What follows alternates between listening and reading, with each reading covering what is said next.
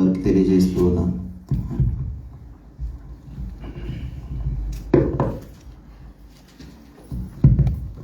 దేవుని యొక్క పరిశుద్ధ నామమునకు కూడి వచ్చిన మీ అందరికీ, అలాగే దేవుని సేవకులకు ఈ సమయం ఇచ్చిన దేవాతి దేవునికి మనం అందరం కూడా రుణస్థులమై ఉన్నాం. చక్కని పాటలు పాడి సాక్ష్యాలు, అలాగే శ్రీల సమాజం వారు చక్కని పాటలు పాడి అందరూ కూడా ఆరాధన చేసిన వారు ప్రతి ఒక్కరిని బట్టి, అధ్యక్షులను నడిపిస్తున్న దేవుని సేవకులను బట్టి ప్రతి ఒక్కరిని బట్టి కూడా, అలాగే మరి దినాన్ని నూతనంగా వచ్చిన బిడ్డలను బట్టి, అలాగే మరి సహోదరులు చాలామంది నూతనంగా వచ్చి ఉన్నారు. అలాగే మాకు కూడా చాలా సంతోషంగా ఉంది.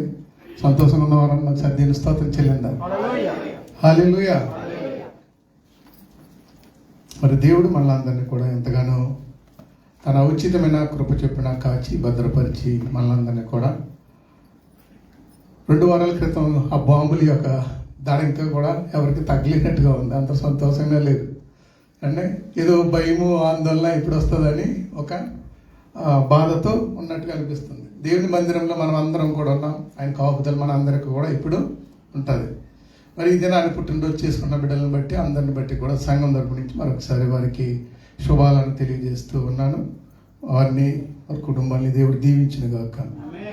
మరి గతంలో మరి కొన్ని మాటలు నేను చెప్పడం జరిగింది. ఎవరికైనా గుర్తున్నట్లయితే, అంటే గుర్తున్నదంటే మరి మేము స్త్రీలుగా మేము రాలేదండి, అది కాదు. తర్వాత మాకు జరిగింది, మీరు రాలేదు, ఓన్లీ పురుషులే వచ్చారు కనుక మరి ఎవరి బిడ్డలు అందరూ వచ్చారు. ఆ రోజుని ఏం చెప్పని గుర్తుందండి?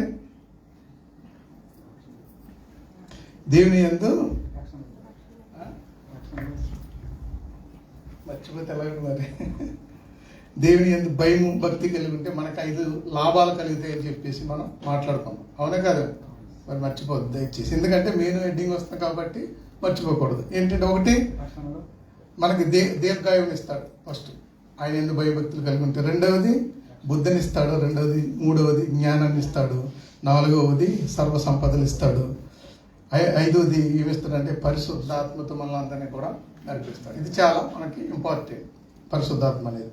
కనుక మరి మర్చిపోవద్దు దయచేసి. చెప్తున్న వాక్యాన్ని మన హృదయంలో భద్రపరుచుకుందాం. ఎందుకంటే దేవుడు వాక్యమై ఉన్నాడు కనుక, వాక్యము దేవుడై ఉన్నాడు కనుక మనం అందరం కూడా జాగ్రత్తగా వాక్యం వినేటప్పుడు జాగ్రత్తగా మన మనసులో అటు ఇటు త్రిప్పుకోకుండా మనం జాగ్రత్తగా వినాలని తెలియజేస్తూ వాక్యంలోకి మీ అందరినీ కూడా ఆహ్వానిస్తున్నాం. చిన్న ప్రార్థన. మహాపరిశుద్ధుడైన మా దేవా, నీకు వందనాలు, స్తోత్రాలు, స్తుతులు ప్రభా. ఇది కదండి, ఈ మంచి సమయాన్ని మాకు ఇచ్చాం, అందుని బట్టి వందనాలు, స్తోత్రాలు, స్తుతులు చెల్లిస్తున్నాం. ఇదిగో తండ్రి, వాక్యము మీది, ప్రజలు మీ వారు. అయ్యా, నేను వట్టివాడిని, ఎందుకు పనికిరాని వాడిని, ఏ యోగ్యత లేని వాడిని ప్రభా. అయ్యా, నా నోటికి మీరు బోరగా ఉండి పరిశుద్ధాత్మతో నన్ను నింపి ఏ మాటలు అయితే ప్రభా బిడ్డలకి తండ్రి నాయన అవసరమో ఆ మాటలు అందించి నాయన ప్రతి ఒక్కరిని బలపరచమని యేసయ్య నామం పేరట మిక్కిలి బ్రతిమాలు వేడుకొంచున్నాం తండ్రి. ఈరోజు నేను చెప్పబోయే అంశం ఏంటంటే, సంఘములో అందరూ కూడా ఒక స్తంభం వలె ఉండాలి. ఎలా ఉండాలండి? స్తంభాల వలె ఉండాలి. మనకి బిల్డింగ్ ఉంది కదా, ఈ బిల్డింగ్కి ఎన్ని స్తంభాలు ఉన్నాయి అనేది మనం చెప్పలేము, ఎందుకంటే ఇది పెద్దది కనుక. మినిమం బిల్డింగ్ అనేది ఎన్ని స్తంభాలు ఉండాలి? బేసిక్గా 4, కరెక్ట్. అండ్ 4 స్తంభాలు ఉండాలి. అంటే 4 స్తంభాలని 4 యొక్క పరిచర్యలుగా నేను చెప్తాను ఫస్ట్. తర్వాత ఒక్కొక్క స్తంభానికి ఉండవలసిన లక్షణాలు, అంటే 7 లక్షణాలు ఉన్నాయి ఆ స్తంభానికి. అది నేను చెప్పాలని ఆశపడుతున్నాను. ఏంటంటే ఫస్ట్ 4 స్తంభాలు 4 పరిచర్యలు అండి. 4 పరిచర్యలు ఏంటి అంటే, 1 సండే స్కూల్ పరిచర్య, 2 యవనస్తుల పరిచర్య, 3 స్త్రీల పరిచర్య, 4 పురుషుల పరిచర్య. ఇది ఏ సంఘంలో అయితే ఉంటుందో ఆ సంఘము అభివృద్ధి చెందుతూ ఉంటుంది. మన గృహాల్లో కూడా చాలా అభివృద్ధి అనేది కనబడుతుంది. ఎందుకంటే రేపటి పౌరులే నేటి పౌరులే రేపటి నేటి బాలలే రేపటి పౌరులు. అందుగురించి సండే స్కూల్ అనేది బేస్ అనేది చాలా ఇంపార్టెంట్. అంటే ఇప్పుడు ఇక్కడ మీరు అనొచ్చు, సంఘంలో మనకు చిన్నపిల్లలు ఎవరు లేరు కదా అనుకున్నాం. కానీ నేను వాక్యం చెప్తున్న చిన్నపిల్లలు లేరని అనుకున్నాను. కానీ దేవుడు సిరిని తీసుకొచ్చాడు ఇక్కడికి. అంటే సిరి కూడా ఇంటానికి వచ్చింది అన్నమాట ఈ వాక్స్. చాలా సంతోషం. ఎందుకంటే చిన్న పిల్లల పరిచర్య అంటే మనం ఇంటి దగ్గర మన సంఘాల్లో చిన్న పిల్లల్ని మాత్రం కంపల్సరిగా సంఘాలకు పంపవలసిన బాధ్యత మన అందరికీ ఉంది. ఎందుకంటే మొక్క యొంగందే మోనేయదు. ఎందుకంటే చిన్నతనంలో నుంచి మన పిల్లలకి బేస్మెంట్ అనేది సండే స్కూల్ అనేది చాలా జాగ్రత్త ఇంపార్టెంట్గా నేర్పాలి. ఎందుకంటే పిల్లలు చిన్నప్పుడు నేర్చుకున్నది పెద్ద ఎదిగిన తర్వాత తొలగిపోరు. వారే మరలా యవనస్తులు అవుతారు. యవనస్తులు అయిన తర్వాత పెళ్ళిళ్ళు చేసుకుంటారు. పెళ్ళిళ్ళు చేసుకున్న తర్వాత కుటుంబాలతో సంఘంలోకి వస్తారు. సంఘంలోకి వచ్చి సంఘాన్ని పోషించే వారికి అవుతారు. వారు ఒక పెద్ద స్తంభాలుగా తయారవుతారు అన్నమాట. ఇవి 4 పరిచర్యలు సంఘంలో చాలా చాలా ఇంపార్టెంట్ అన్నమాట. అర్థమైందండి?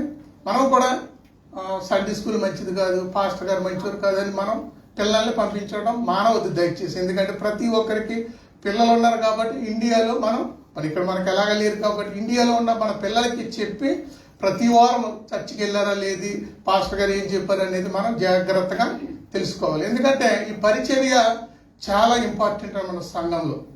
ఈ సంఘంలో 4 స్తంభాలు ఎలాగైతే ఒక బిల్డింగ్ కట్టాలంటే మీరు ఊహించుకోవాలి సరిపోద్ది. ఊహాచిత్రంగా మీరు కూర్చున్న వాళ్ళంతా మీరు ఊహిస్తున్నాయని కూడా కరెక్టే. ఎందుకంటే ఒక బిల్డింగ్ ఉన్నదంటే ఆ బిల్డింగ్ మినిమం 4 స్తంభాలు చాలా అవసరం. 4 స్తంభాలు లేకుండా బిల్డింగ్ అనేది ఉండదు అండి. ఆ యొక్క స్తంభానికి ఉన్నటువంటి దాని యొక్క ప్రాధాన్యత ఏంటనేది ఈరోజు మనం తెలుసుకోవాలి. కనుక మరి ఇందాక చదవబడినటువంటి వాక్యంలో గలతీయులకు రాసిన పత్రిక 2 అధ్యాయం 8, 9 వచనాలు కలిసి ఉంటాయి కనుక అది ఒక్కసారి మరలా స్లోగా ఆంధ్ర తీయండి ఒకసారి. గలతీయులకు రాసిన పత్రిక 2 అధ్యాయం 8, 9 వచనాలు కలిసి ఉంటాయి కనుక అది జాగ్రత్తగా నెమ్మదిగా చదవండి, కంగారేం లేదు.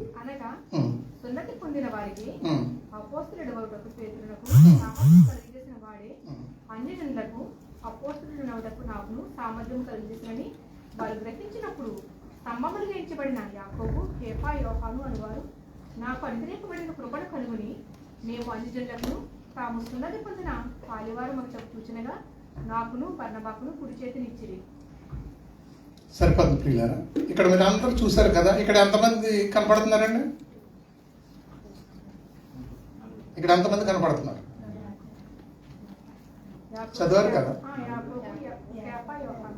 ఇంకా ఇంకా ఇంకా మొత్తం 5 కనపడుతున్నారు అక్కడ. నేను అని పౌలు అనేది చెప్తున్నాడు అక్కడ. ఇది రాసింది ఎవరు? ఈ గ్రంథాన్ని అపోస్తలుడైన పౌలు గారు రాశారు కాబట్టి ఈయన ఇక్కడ చెప్తూ ఉన్నాడు అన్నమాట. అంటే ఆది కాలంలో మూల స్తంభాలు, ఇప్పుడు ఇక్కడ స్తంభం అని చదివాం కదా, ఇక్కడ వచ్చి మనం చదివిన దాంట్లో ఒకటి స్తంభం అని వచ్చింది. అంటే మూల స్తంభాలు ఎంతమంది అని మనం ఆలోచన చేస్తే ఎంతమంది అండి? 5 కదా, 3 అండి. యాకోబు, కేఫా, యోహాను, వీళ్ళు 3 కూడా మూల స్తంభాలు అన్నమాట. ఈ మూల స్తంభాలు ఎవరికి వర్తమానం అందించేవారంటే క్రీస్తు మొదటి శతాబ్దం 30వ సంవత్సరంలో మొట్టమొదట సంఘం స్థాపనకి వీరు 3 కారకులు. ఎవరండి?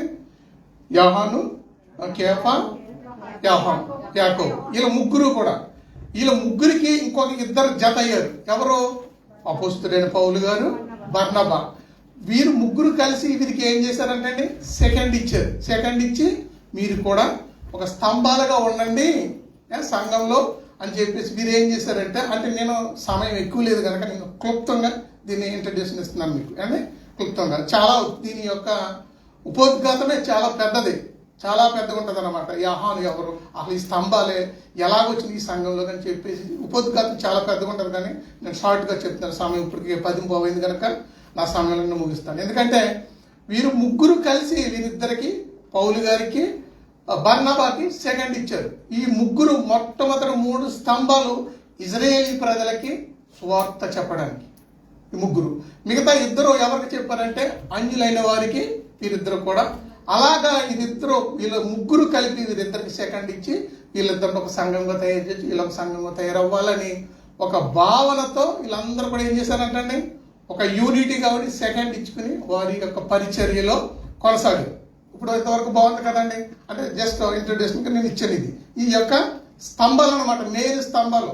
మనకి ఎప్పుడైతే యేసుప్రభు గారు సరిపోయి తిరిగి పునరుద్ధానం వెళ్ళేసిన తర్వాత ఆ మేడగదిలోకి వెళ్ళి కనిపెట్టండి నా కొరకు పరిశుద్ధాత్మ వచ్చి మిమ్మల్ని అన్ని మీకు తెలియపరుస్తున్నప్పుడు 120 మంది అక్కడ రక్షించబడి వీరిలో ఈ 3 ప్లస్ వీళ్ళిద్దరు 5 స్తంభాలుగా మూల సంఘాన్ని స్థాపించబడడానికి మెయిన్ కారణం వీరు 5 వీరు 3 ఇజ్రాయేలీ ప్రజలకి సువార్త చెప్పారు, 2 ఆంగ్యులకు చెప్పారు. అయితే ఇప్పుడు ఇక్కడ స్తంభాలని చెప్పేసి 7 లక్షణాలు ఒక్కొక్క స్తంభానికి, అంటే మీరు ఊహించుకోండి, ఈ బిల్డింగ్కి ఒక స్తంభం ఉంది, ఆ స్తంభాన్ని బట్టి నేను చెప్తా ఉంటాను, మీరు జస్ట్ ఊహించుకుంటే చాలా బాగా అర్థమవుతుంది. ఇది అందరూ లైఫ్లో గుర్తించుకోవాల్సిన విషయాలు కూడా.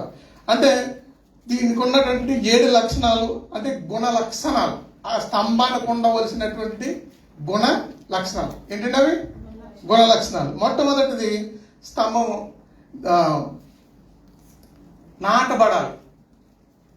ఎక్కడ నాటబడాలి? లోతుగా నాటబడాలి. జస్ట్ ఊహించుకొని సరిపోద్ది. ఇది వరకు తవ్వి స్తంభాల పిల్లర్స్ వేసేవారు, ఇప్పుడు బోర్లే వేస్తున్నారు కదండి. ఇప్పుడు బోర్లు దింపేసి డైరెక్ట్గా దింపేస్తున్నారు. అది చాలా లోతుగా వేయబడాలి. అది ఎంత లోతుగా వేస్తే అది అంత స్ట్రాంగ్గా ఉంటుంది. ఏంటంటే అది అంటే లోతుగా ఎందుకని వేయాలంటే మన విశ్వాస జీవితంలో లోతైన ప్రార్థన మనకు కావాలి. ఏంటండి విశ్వాసికి లోతుగా నాటబడాలి అంటే గనక ఏం కావాలంటే మొట్టమొదటిది ప్రార్థన కావాలి. రెండోది వాక్యం అనేది ధ్యానించాలి. ఎప్పుడు కూడా వాక్యాన్ని అర్థం చేసుకోవాలి. అర్థం చేసుకున్న దాన్ని అనియోగించుకోవాలన్నమాట. మనకు మనం పరిశీలించుకోవాలి. ప్రతిదీ కూడా ఈ వాక్యం ఎలా చెప్తుంది, ఏం మాట్లాడుతున్నాడు దేవుడు నాతో అని చెప్పేసి మనం అర్థం చేసుకోవాలి. ప్రార్థన అనేది ఈ ప్రార్థన అనేది పునాది చాలా ఇంపార్టెంట్. అండ్ మనం ఎన్ని గంటలు చేస్తామని మనకు మనమే పరిశీలించుకుందాం. ఎవరిని విమర్శించాలని కాదు. మనం ఎన్ని గంటల ప్రార్థన చేస్తున్నాం, ఎంత సమయం ప్రార్థన చేస్తున్నాం, అసలు ప్రార్థన చేస్తున్నామా లేదా అనేది మన అంతరాత్మకు తెలుసు, దేవునికి తెలుసు. అండి ఒకటి ప్రార్థన అనేది పునాది మీద కట్టాలి. దేని మీద? ప్రార్థన అనే పునాది మీద. రెండవది వాక్యం అనే పునాది మీద కట్టాలి. మూడవది సత్యం అనే పునాది మీద కట్టాలంట. దేని మీదండి? అప్పుడు ఆ యొక్క పిల్లర్ ఎలా ఉంటుందండి? స్ట్రాంగ్గా ఉంటుంది. ఒకవేళ పిల్లర్ అనేది మనం నిలబెట్టిస్తే నిలబడుతుంది, ఆ పిల్లరు నిలబడదు. దాన్ని లోతుగా తీయాలి. లోతులో కప్పెట్టిన తర్వాత అది సగం పైకి ఉంటుంది, సగం కిందకు ఉంటుంది. కిందకున్నది అది మనకు కనపడుతుందా? కనపడదు. అయినప్పటికీ సపోర్ట్గా నిలబడి ఉంటుంది అన్నమాట. అంత నిలబడి ఉండి మనల్ని ఏం చేస్తుందంటే అది కాపాడుతూ ఉంటుంది. రెండవది మనం చూసినట్టయితే 2 స్తంభం నిలబడి ఉండాలంటే నిదానంగా నిలబడి ఉండాలి. అది ఎంతవరకు ఉండాలంటే అది ఎన్ని సంవత్సరాలు అయితే ఉంటుందో ఆ పిల్లరు అన్ని సంవత్సరాలు కూడా ఎలా ఉండాలంటే అది లైఫ్ లాంగ్ నిలబడి ఉండాలి. ఆ పిల్లరు నన్ను ఇక్కడ ఎందుకు పెట్టారు, నేను ఇక్కడ ఎందుకని ఉన్నానని అంటే కుదరదు. ఆ పిల్లరు ఎలా ఉండాలండి? ఇప్పుడు పిల్లరు ఉందండి, ఆ పిల్లరు ఈ బిల్డింగ్ కూలగొట్టే వరకు కూడా ఉండవలసిందే. నేను కూడా రక్షణ అనేది ఎప్పుడైతే మనం పొందుతామో ఆ రక్షణలో నిలకడగా ఆయన రాకడ వచ్చేటంత వరకు, లేదా నువ్వు చనిపోయేటంత వరకు కూడా నీ రక్షణని కాపాడుకోవాలి. ఏం కాపాడుకోవాలండి? రెండవది రక్షణ కాపాడుకోవాలి. ఇక్కడ నిలబడి మొదటిది ఏం చెప్పుకున్నాం? లోతుగా నాటబడాలి. ఫస్ట్ జాగ్రత్తగా ఆలోచించుకోండి. లోతుగా నాటబడాలి. రెండవది నిలబడాలి. లైఫ్ లాంగ్ కూడా నిలబడాలి. అంటే దాని యొక్క అర్థం ఏంటంటే రక్షించబడాలి. నేను కూడా సంఘంలో రక్షించబడి నువ్వు ఒక పిల్లలుగా నిలబడి లైఫ్ లాంగ్ కూడా ఉండాలి. మనం ఫిలిప్పీయులకు రాసిన పత్రిక మనం చూసినట్లయితే 2:12 ఒక మాట ఉంటుంది. అది ఎక్కువ రిఫరెన్స్లు చూపించిన కానీ ప్రకారము నా ఎదుట ఉన్నప్పుడు మాత్రమే గాక మరి ఎక్కువగా నేను మీతో లేని ఈ కాలమందును భయముతోను వణుకుతోను మీ సొంత రక్షణను కొనసాగించి ఎలా ఉండాలంటే మనం భయముతోను ఎలా ఇంకా మన సొంత రక్షణ మనకు దేవుడు ఉచితంగా మనకి ఇచ్చాడు రక్షణ. దాన్ని మనం ఎలా కాపాడుకోవాలి? భయముతోను వణుకుతూను మనము ఈ యొక్క రక్షణను కాపాడుకోవాలి ప్రియులారా. మరి ఈరోజు రెండవదిగా చూసాం మనం. ఈ పిల్లలు ఎలా ఉన్నదండి? నిలబడి ఉన్నదన్నమాట. నిదానంగా ఉండాలి. నేను ఉంగిపోతానంటే కుదరదు. రెండవది. మూడవదిగా మనం చూసినట్లయితే కదలకుండా ఉండాలంట. ఎలా ఉండాలండి? కదలకుండా. ఎందుకంటే మన యొక్క మానవుని యొక్క జీవితంలో కష్టాలు వస్తాయి, బాధలు వస్తాయి, శ్రమలు వస్తాయి. ప్రతి దానికి నువ్వు కదలవలసిన అవసరం లేదు. ఫస్ట్ ఆఫ్ ఆల్ ఎన్నో బాధలు వస్తాయి, కానీ మనం అటు ఇటు కదలవలసిన పని లేదు. ఎందుకంటే యేసు ప్రభు అంతటా యోబు అంతటా వాడికి ఎన్ని కష్టాలు వచ్చినాయండి? ఎన్ని కష్టాలు వచ్చినాయి? చాలా కష్టాలు వచ్చినాయి. కానీ ఆయన కదిలిపోయాడా? నా దేవుడు ఇచ్చాడు, నా దేవుడు తీసుకున్నాడు, అయినా సరే నేను నా దేవునికి స్తోత్రం అన్నాడు. అలాగే షడ్రకు, మేషకు, అబేద్నెగోలు ఉన్నారు. అగ్నిగుండంలో వేసేస్తానంటే వాళ్ళు ఏమైనా భయపడ్డారా? భయపడలేదు. వేసేస్తే మా దేవుడు వచ్చి రక్షించకపోయినా మాకు పర్వాలేదు, కానీ మేము అలాగ మాకు ఇచ్చిన దాన్ని కదలకోకుండా వారు పట్టుదలతో ఉన్నారు. ఇలాగ భక్తులు చూపిస్తే చాలా ఎక్కువ మనం చూపించవచ్చు. ఎందుకంటే వీరు కదలకూడదు. మనకి ఎప్పుడైనా సరే ఏ సమస్య వచ్చినా, బాధ వచ్చినా కదలకుండా ఉండాలి. మూడోది స్తంభం ఎలా ఉండాలండి? కదలకుండా ఉండాలి. దీనికి రోమపత్రిక 8:35 ఒక్క మాట చదివి ఉంది కదా. క్రీస్తు ప్రేమ నుండి మనల్ని ఎడబాపు వాడెవడు? శ్రమ అయినను, బాధ అయినను, హింస అయినను, కరువైనను, వస్త్రహీనతైనను, ఉపద్రవమైనను, ఖడ్గమైనను మనల్ని ఎడబాపున ఇందును గురించి వ్రాయబడినది ఏమనగా, నిన్ను బట్టి దినమెల్లా మేము వధింపబడిన వారము, వదకు సిద్ధమైన గొర్రె పిల్లమని మేము ఎంచబడిన వారము. అయినను మనల్ని రక్షించిన వారి ద్వారా మనము వీటన్నిటిలో అత్యధికంగా విజయము పొందుచున్నాము. సరిపోతుంది. ఇక్కడ మనం ఏం చేస్తున్నాం అంటే ప్రతి దాంట్లో కూడా మనం ఏం చేస్తాం అంటే క్రీస్తు యొక్క ప్రేమలో నుండి మనం కరెక్ట్గా చదువుతాం. 8:35 క్రీస్తు యొక్క ప్రేమలో మనం అందరం కూడా ఏం చేసామంటే ఎడబాటు అవలేదంట. ఎన్ని శ్రమలు వచ్చినా ఎడబాటు అనేది మనం ఏం చేయలేదు. కొంతకాలం ఉంటుంది ఎడబాటు అనేది, కొంత సమయం ఉంటుంది. కొన్ని బాధలు వచ్చినాయి, కొన్ని రోజులే ఉంటాయి బాధలన్నీ కూడా. ఏదో పెద్దది వచ్చేసిందని మనం భయపడన అవసరమే లేదు. మూడవది మనం ఏం చేసామంటే కాదు, మూడవ స్తంభం ఏంటి? కదలకుండా ఉండాలి స్తంభం. మూడవ స్తంభం, మొదటి స్తంభం లోతుగా చెప్పండి, లోతుగా పాత పెట్టాలి. రెండోది నిలబడి ఉండాలి. మూడోది కదలకుండా ఉండాలి. నాలుగవది మనం చూసినట్లయితే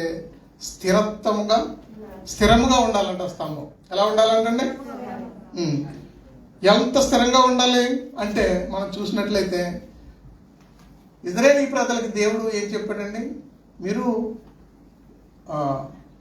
యొక్క దేశాన్ని నుంచి మేము తీసుకొస్తున్నాను కదా, మీకు పాలు తేనెలు ప్రవహించే దేశాన్ని మీకు ఇస్తానని వాగ్దానం చేశాడు దేవుడు. వాళ్ళు ఏమైనా కదిలిపోయారా? లేదు. ఎన్ని శ్రమలను మోసి ఇబ్బందులు పెట్టినా కానీ వారు ఎక్కడా కూడా కదలలేదు, స్థిరత్వంగానే ఉన్నారు. వాగ్దానాన్ని స్వతంత్రించుకున్నారు. ఈ యొక్క పాలు తేలి దేశాన్ని స్వతంత్రించుకున్నారు. మనం కూడా ఏ సంఘంలో అయితే బాప్తిసం తీసుకున్నామో, ఏ సంఘంలో అయితే కమిట్మెంట్ చేసుకున్నామో, మనము కూడా ఎలా ఉండాలంటే స్థిరంగా ఉండాలి. జాగ్రత్తగా ఆలోచించిన ప్రియుల, ఎలా ఉండాలంటే స్థిరంగా ఉండాలి. అంత మాట అటోసారి ఇటోసారి వెళ్ళకూడదు. ఎందుకని వెళ్ళకూడదు అంటే దేవుడు నీ పట్ల కొన్ని సంకల్పాలు వెల్లడి చేస్తాడు. నువ్వు ఎక్కడైతే స్థిరంగా ఉంటావో నిన్ను దేవుడు వాడుకోవాలని ఆయన సంకల్పం చెప్పిన ఒక్కొక్కరికి ఒక్కొక్క వరం ఇస్తాడు అనమాట. ఎలాగిస్తాడో మనకు తెలియదు. నీకు ఈ పరిచర్య చేసే వరం ఇస్తాడా, లేకపోతే నీకు ప్రవశించే వరం ఇస్తాడా, ఏ వరం ఇస్తాడా అనేది నువ్వు ఎక్కడైతే స్థిరంగా ఉండాలి. ఫస్ట్ మనం ఇది ఎలా ఉండాలంటే నీ స్తంభం, నాలుగో స్తంభం స్థిరంగా ఉండాలంట. అటు ఇటు ఊగకూడదు, అటు ఇటు వెళ్ళకూడదు, స్థిరత్వం కలిగి ఉండాలంట. నిర్గమకాండంలో 8వ అధ్యాయంలో మనం ఇందాక చూసాం కదా, పాలు తేనెలు ప్రవహించే దేశం కొరకు దేవుడు ఇచ్చినటువంటి దాన్ని కంపల్సరిగా వాళ్ళకి ఇచ్చాడు. స్థిరత్వం అనేది చాలా చాలా ఇంపార్టెంట్ అనమాట.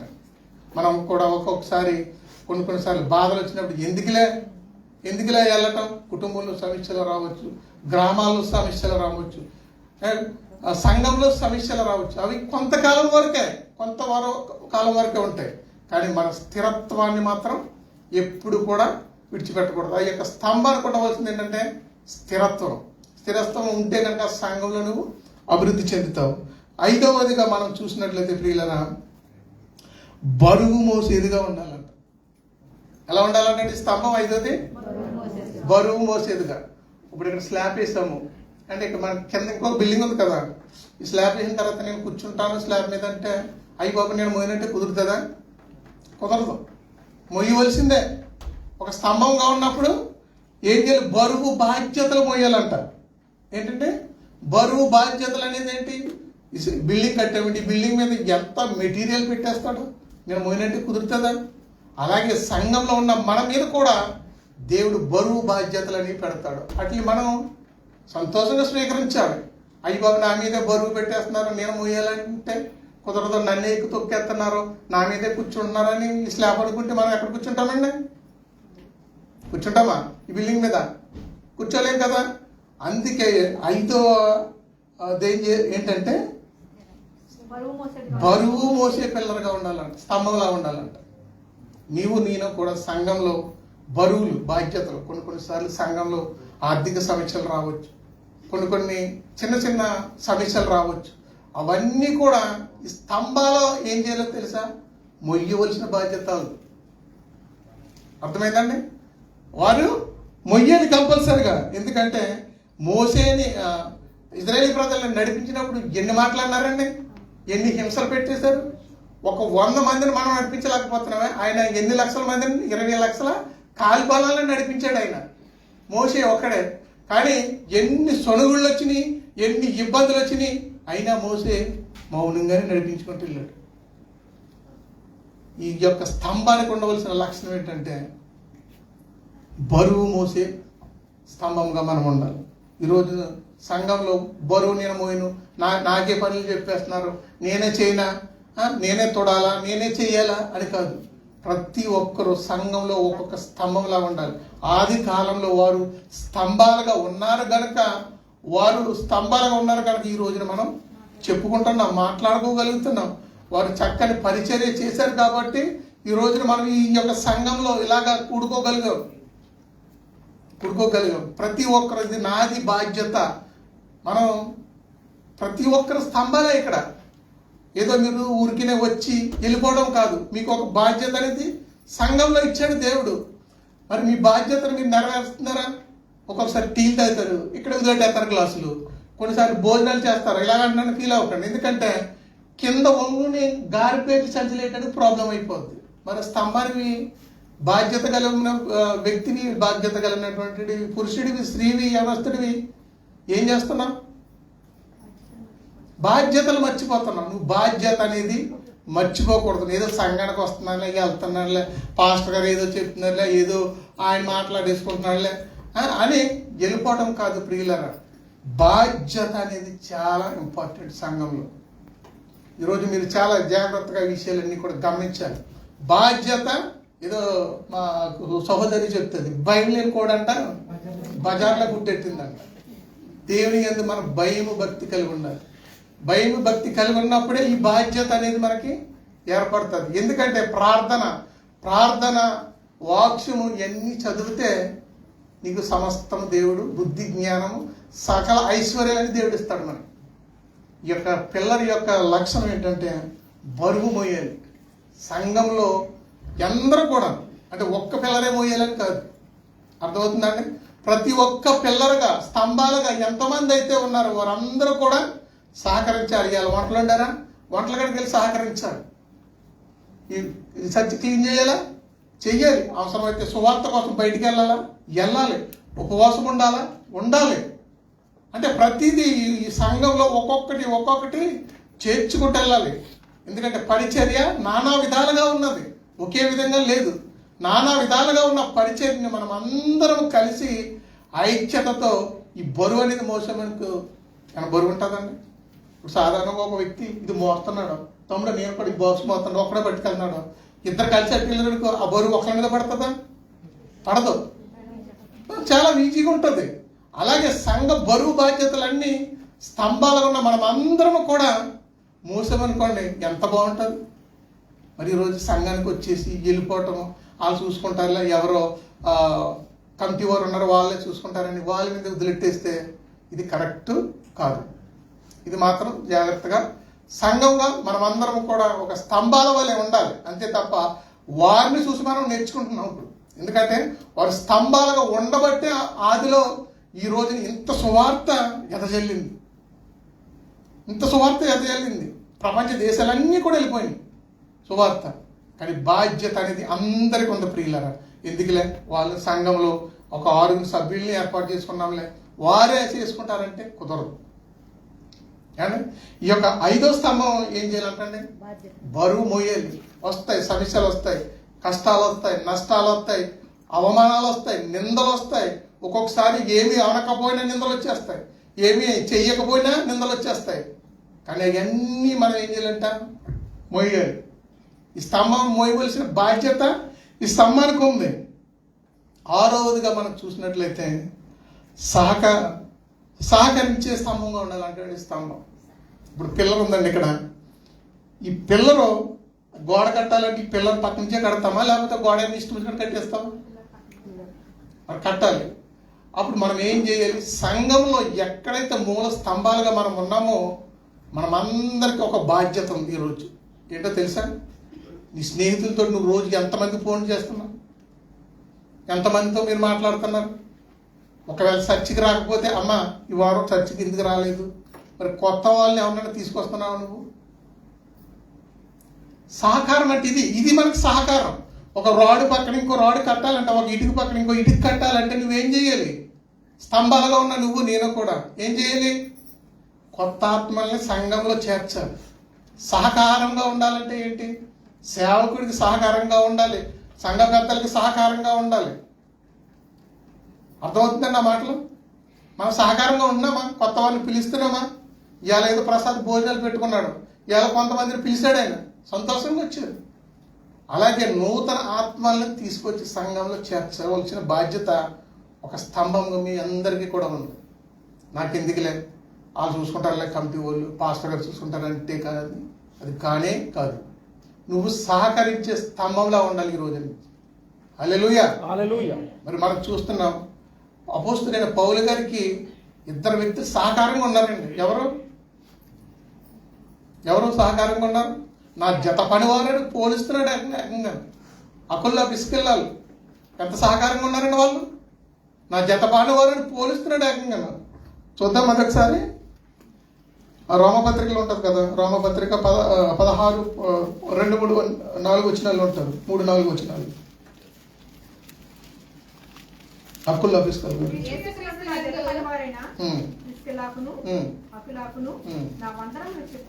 వందనాలు చెప్పండి అని చెప్తున్నారు. ఎవరు? చూడండి ఒక్కడే సార్.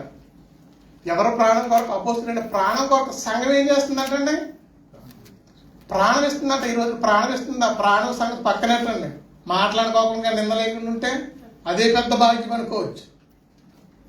ఇక్కడ సేవకుడికి ఎలా సపోర్ట్ చేస్తుంది ఇక్కడ సంఘం? ఏం చదవమ్మా ఇంకా? వందనము చెప్పుడి. ఏం చేస్తారంటే అపోస్తలుడైన పౌలు గారి యొక్క ప్రాణం కొరకు తన ప్రాణములు ఇచ్చుటకైనను తెగించిరి. మరియు ఇంకా చూడండి ఇంకేం చేస్తున్నారో చూడండి. వారి ఇంట ఉన్న సంఘమునకు వందనములు చెప్పుడి.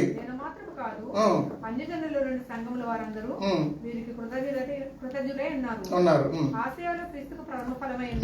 ఇంకా వద్దులే, సరిపోతుంది. ఎందుకంటే నేను సమయం అయిపోతుంది కానీ నేను చెప్పేస్తాను. ఎందుకంటే వారు అంటే తన స్థిరాస్తులు అమ్మేసి ఇచ్చారని సంఘానికి. స్థిరాస్తులు అంటే స్తంభాలుగా ఉన్నవారు ఏం చేశారంటే దేవునిలో రక్షించబడి సంఘంలో చేర్చబడి అంటే సువార్త నిమిత్తం స్థిరాస్తులను అన్ని అమ్మేసి ఇచ్చారంట. ఈ రోజున మనం 20 సెకండ్లు ఎక్కడుందా ఇలాంటి నన్ను ఫీల్ అవ్వకూడదు దయచేసి. ఎవరో కూడా ఎవరిని విమర్శించాలని కాదు. ఇందాక సహోదరుడు ప్రార్థన చేశాడు, నిజంగా చాలా మనసుగా హర్ట్ అయింది. నాకు చాలా సంతోషం అనిపించింది ఆ ప్రార్థన. ఎందుకంటే ఆయన ఇచ్చింది మనం ఇవ్వలేకపోతున్నాం. సంఘంలో 20 రూపాయల కంటే 20 సెకండ్లు ఎక్కడున్నదా అని వాటి వయసు చూసుకుని పట్టుకుని వస్తున్నాం తప్ప మనం ఎంత చేస్తున్నాం అంటే నేను ఎవరిని విమర్శించలేదు, దయచేసి చెప్తున్నాను. ఇది సందర్భం వచ్చింది కాబట్టి. ఎందుకంటే ఆ 20 సెకండ్ల కోసమే చూస్తున్నాం తప్ప ఇంకేమైనా కృతజ్ఞతగా మనం ఇవ్వగలుగుతామా? మనకు కలిగి కొలిగినట్టు ఏమేమి ఇవ్వాలంటే కృతజ్ఞత కానుకలు, సమర్పణార్పణలు ఇవ్వాలంట, దశమ భాగాలు ఇవ్వాలంట. ఇవన్నీ ఇస్తున్నావా సంఘానికి? ఇస్తున్నామండి. ఒక్కరు ఇద్దరు నోటు మీద 7 మీద లెక్కెట్టవచ్చు. 2, 3 లేదా 4. దేవుని ప్రియ సంఘమా, దేవుడు ఏర్పాటు చేసుకున్నాడు ఆయన సంఘానికి మనం ఏం చేయాలంటే సహకారులుగా ఉండాలంట. అకుల్లా పిస్కిల్లాలు ఆది అపోస్తులకి ఎంతో సహకారం చేసింది సంఘం, సపోర్ట్గా నిలబడింది. ఈరోజు మీరు మనమందరం కూడా ఆయన కనపరచడం కోసం మనం ఇక్కడికి వచ్చి స్తుతించుకుంటున్నాం. ఈరోజు ఒక వ్యక్తి గొంది పాస్టర్ గారు ఇంటి దగ్గర సడిపోయేది ఆయన అబ్బాయి, చిన్న అబ్బాయి సడిపోతే కొంతమంది కామెంట్స్ పెట్టారు. ఏమనంటే సంఘంలో సేవకులు తాగొద్దని వ్యభిచారం చేయొద్దని చెప్పట్లేదా అని అడుగుతున్నారు. చెప్పట్లేదండి. తాగొద్దురా బాబు సర్వనాశనం అయిపోతామని చెప్తుంటే వాళ్ళే దెబ్బలాడుకొస్తున్నారు.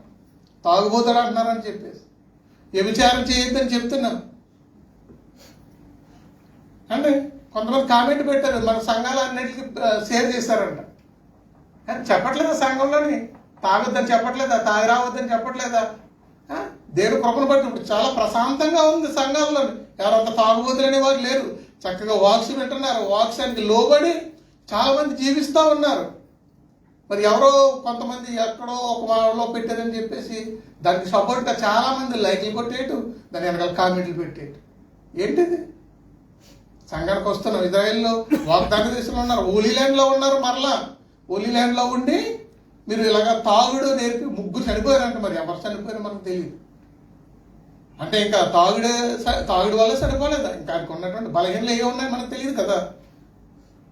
మరి పోస్ట్ పెట్టిన అతను ఏకంగా ఆయనే పోస్ట్ మాస్టర్ చేసేసి తాగుడు వల్ల సరిపడని సర్టిఫికేట్ ఇచ్చినట్టు చెప్పేశాడు. ఏకంగా ఒకళ్ళు విమర్శించడమే తప్ప సోషల్ మీడియాలో అసలు ఏం జరిగిందని తెలుసుకోవాలి కదా.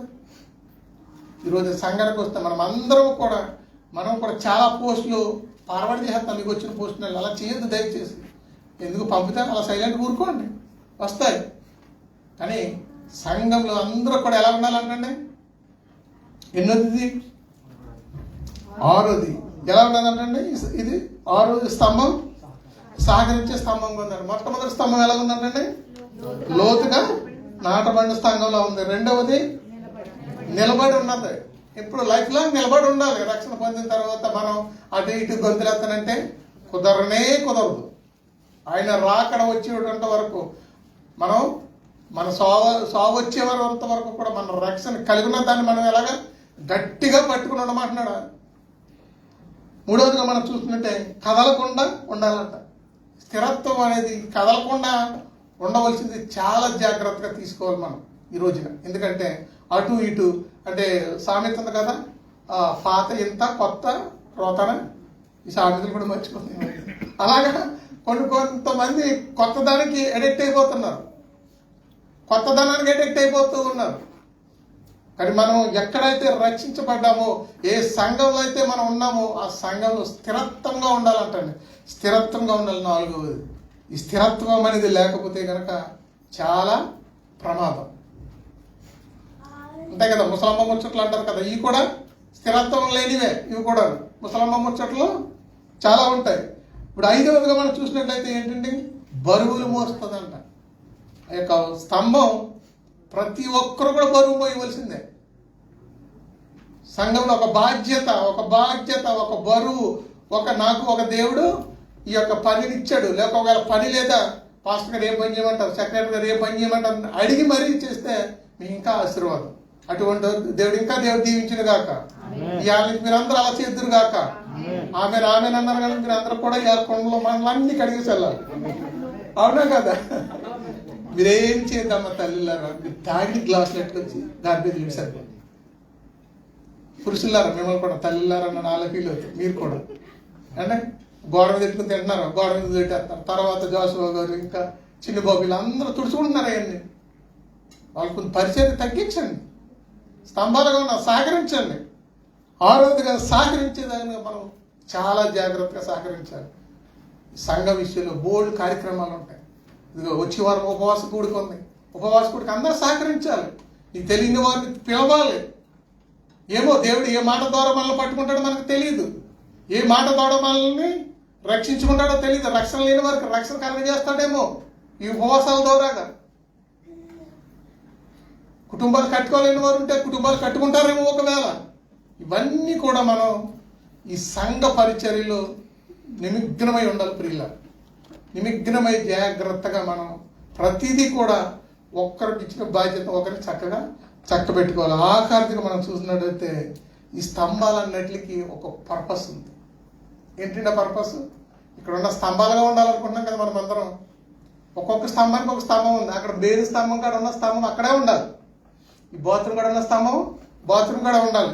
ఈ డయాస్ కాడ ఉన్న స్తంభము ఇక్కడే ఉండాలి. లేదు అక్కడ స్తంభం వచ్చి నేను ఎక్కడ ఉంటానంటే కుదరదు. నీకు దేవుడు సంఘంలో ఎక్కడ నిలబెట్టాడో నువ్వు అక్కడే ఉండాలి స్థిరంగా. అంటారండి కదా సామెత, ప్రతిదీకి వెళ్ళిపోతున్నాడు అంటారు చూసారా, అటువంటిది ఉండకూడదు. మెయిన్ నీకు ఒక బాధ్యత ఇచ్చాడా, ఆ బాధ్యతని నెరవేర్చాలి నువ్వు. సంఘంలో స్థిరత్వంలో ఒక పాయింట్ ఇది. అంటే నీకు బాధ్యత ఇచ్చాడు, ఆ స్తంభం అక్కడే ఉండాలి. నేను బాత్రూమ్ కనుక వెళ్ళను, నాకు వాసన వస్తుందంటే కుదురుతుంది. ఆ స్తంభం బాత్రూమ్ ఉంటుంది, అక్కడ కిచెన్లో ఉంటుంది స్తంభం. ఆ స్తంభం అక్కడ కిచెన్లో అంతమాన వంటలు వండేస్తున్నారంటే నాకు స్మెల్ వచ్చేస్తుందంటే కుదురుతుందా? కుదరదు. ఎక్కడ ఉండవలసిన స్తంభం అక్కడే ఉండాలి. చక్కగా చక్కబెట్టవలసిన బాధ్యత ప్రతి స్తంభానికి ఉంది. దేవుని ప్రియులారా, ఈ రోజున సంఘంలో మనం అందరం కూడా ఏం చేయాలంటే ఈ స్తంభాలుగా ఉన్న మనం అందరం కూడా ఎలా ఉండాలంటే కలిసి మలిసి చక్కగా పని చేసుకుంటూ అన్ని స్తంభాలతో సహకరిస్తూ ఒకరిని ఒకలాగా కాకుండా అందరినీ సమానంగా క్రీస్తు ఎలాగైతే మనల్ని ప్రేమించాడో ఆ ప్రేమలోకి మనం ఎప్పుడైతే వెళ్తామో ఆ సంఘం జీవగ్రంథంలో రాయబడుతుంది. అంటే ఒకవేళ స్థిరత్వం లేదనుకో, ఇండియాలో నీకు ఓటు హక్కు ఉంది, నువ్వు భారతీయుడు అని చెప్పేసి ఇక్కడ నుంచి చేస్తానంటే కుదురుతుందా? దానికి కూడా ఇండియాలో నువ్వు ఎక్కడైతే ఏ వార్డులో ఉన్నావో ఆ వార్డులోనే చెయ్యాలి. అర్థమవుతుందన్నమాట. అంటే సమస్యలు వస్తాయి. సముద్రం ఉన్నప్పుడు అలలనే వస్తాయి ఎప్పుడు కూడా. అది అలలు రాకపోతే సముద్రం కాదు. అది అలలకి మనం భయపడవలసిన అవసరం లేదు. అలలు వస్తాయి పోతాయి, దానికి మనం భయపడవలసిన అవసరం లేదు. ఎందుకంటే అలలను చూసి మనం భయపడితే నువ్వు పిరిగొడుగురా అంటారు. మన సత్తా ఏంటో శ్రమలు వచ్చినప్పుడు చూపించాలి. అది గొప్పతనం. శ్రమలు వచ్చినప్పుడు చూసి నిలబడి నువ్వు నీ యొక్క స్తంభాన్ని యొక్క విలువని చూపించాలి. సంఘంలోనైనా సమాజంలోనైనా కుటుంబంలోనైనా సరే నువ్వేం చేయాలో తెలుసా? శ్రమలు వచ్చినప్పుడే నిలబడాలి ప్రియులారు.